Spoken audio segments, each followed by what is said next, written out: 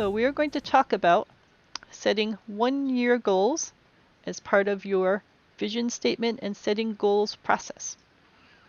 So again, I have a book available for free on Amazon, Barnes & Noble, Kobo, and all the other systems that go through these steps and help you work this out. So when you are working on your 1-year goals, and I'll bring back my document.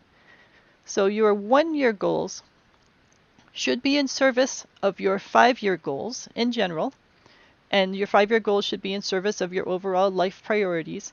So once you've got your priorities written down, and once you've got your 5-year goals thought out, now it's time to work on the 1-year goals. So if my 5-year goal is to have 600 works published on Amazon, and I currently have 450 books on Amazon, then a 1-year goal could be to get 500 books published on Amazon, because I'm making good progress towards that. So if my 5-year goal is to have my body fat at 15%, then a 1-year goal could be to have my body fat at 16.5%, because it gives me a smaller milestone to work on so that I can then keep working forward and keep updating my 1-year goals to be able to make progress towards what I thought was a 5-year goal. And there could be things on the 1-year goal which are just complete and done. So for example, one of my 1-year goals is to get my Native American courtship traditions book done, something I've been working on for a long time. And once I get that done, it's not heading towards a 5-year goal unless you just toss that into the whole get 600 works published on Amazon. But it's something I want to get done and get off my list because I've been researching this for decades at this point.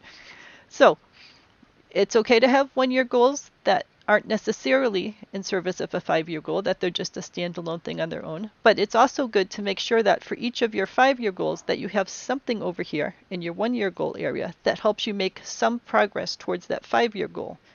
Because you want to chop up your tasks into smaller, manageable bites. You don't want to try to work on something as a gigantic, massive pile of things. Kitten, I don't want you to step on the keyboard. I know, you're a very good kitten.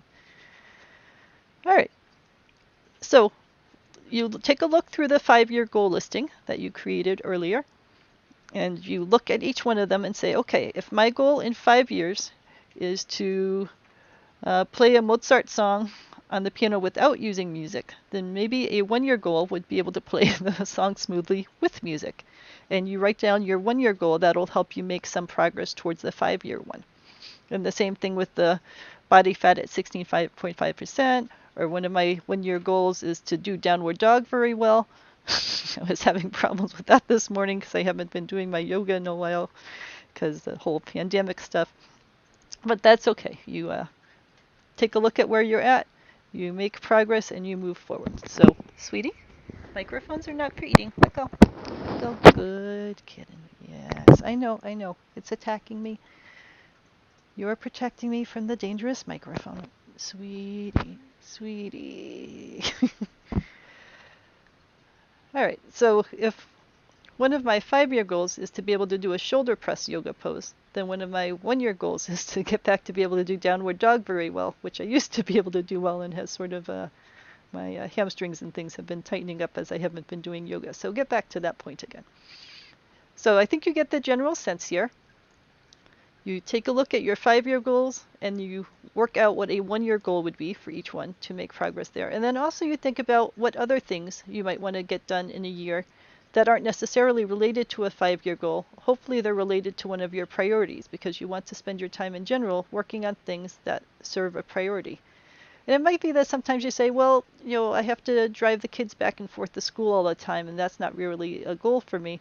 Well, but it is part of a priority to take care of your family and make your family a happy, healthy family. So if your priority is to have your family be a happy, healthy family, then those kinds of tasks are things that you do in service of that. You're doing them for a reason and because they serve a priority that's important to you. So think about things like that to have everything tied together in a way that works well for you.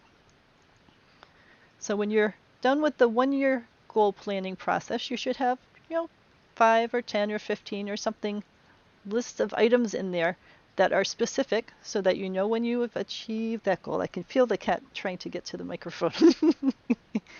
I know, sweetie, you are obsessed. You are obsessed with the microphone.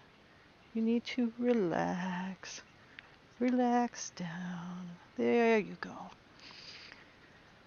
All right, so think about things that are specific so that they have a way for you to know when this specific thing is done. So they shouldn't be vague or nebulous. Make sure that they're attainable.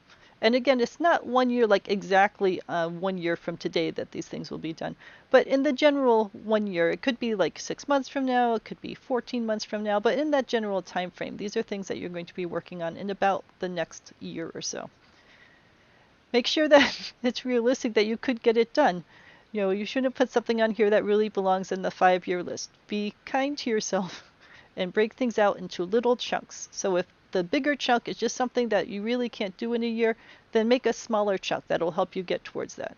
And it's okay, like body fat at 16.5%. All right, so what if it's more realistic for me to say body fat at 17%? Then I could put that on there, and then when I achieve that, then I update the list and say, okay, my next milestone is going to be 16.5%, and so on, and you can keep updating it. So these are not static, set in stone lists. These are living documents that you keep updating and taking a look at and saying, all right, what are the kinds of things that I need to do to be able to make progress towards this? So again, I keep this all hanging on my wall at my desk here. And when I am making my weekly lists, I glance over at that and make sure that the things I'm putting onto my weekly list are taking into account those 1-year goals. So, for example, one of my 1-year goals is every year I have 13 low-carb books on, having less sugar in your diet, having more fiber in your diet, that sort of thing. And once a year, I go through and revise them because medical technology is always changing, the way that we understand how fats are metabolized and how fiber is processed and all that sort of stuff. We learn a little more each year. So I'd like to go through and look at all the latest research and science and then go through and update my books so that they are current for the current year and people can get the most information they can out of them. So my 1-year goal might be to revamp all 13 of my low-carb books, but a goal for a given week might be just to work on the microwave recipe book and get that one straightened out. I'm not going to try to do all 13 books at the same time because that's just a lot to deal with. But by having that on my 1-year goal list, it gives me discrete things that I can chunk away at on my monthly lists or on my weekly lists. All right, so let me know if you have any questions about the concept of 1-year goals and how you think about things that you might want to get done in the coming year and get those listed down and have them be a goalpost for you to then make shorter to-do lists out of. And you can make comments, you can ask questions, I'm keeping an eye on the chat. And if you see this in a recorded mode, then you could just post comments or contact me on all the various social networks, and I'm happy to help with this because this trio of items right here, your overall priorities, your 5-year and your 1-year, are important to do every 6 months or so and to get a handle on where you are with your life and what you want to achieve with the coming days that you have available to you.